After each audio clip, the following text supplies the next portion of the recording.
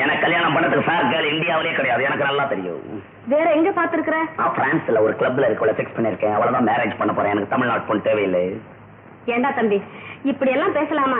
உங்க மாமா வேதரத்னம் இருக்கிறாரு, அவர் பொண்ணு சந்திரான்னு ஒரு பொண்ணு இருக்கிறா, அழகா இருக்கிறா, மூக்கு மூலியமா இருக்கிறா. அவளை நான் கல்யாணம் பண்ணிக்கணும். அதுக்காக இங்க வந்து எனக்கு தொல்லை கொடுக்குறேன். கல்யாணமா கல்யாணம்? கல்யாணம் எதுக்கு பண்றதுன்னே இந்தியாவில இன்னும் சரியா தெரியாது. எனக்கும் வயசாகி போச்சு இல்ல? உனக்கு வயசாயிருச்சுன்றதுக்காக நான் கல்யாணம் பண்ணிக்கணும் இல்ல? என் மூச்சு இருக்கிறப்ப எப்படி ஒவ்வொருத்தர் மூச்சுக்கும் கல்யாணம் பண்ணிக்கிட்டு என் மூச்சு என்ன வருது? மோகன், நீ கல்யாணம் செய்துக்குத்தான் வேணும். பெரிய தொல்லை, பெரிய தொல்லை. கல்யாணம் செய்து கொண்டுதான் மனிதன் வாழ்க்கை நடத்த வேண்டும் என்பது இந்த நாட்டு சட்டம். முட்டாள்தனமான சட்டம். ஏதோ மனிதன் ஜாலியாக வாழ்க்கை நடத்த வேண்டும்.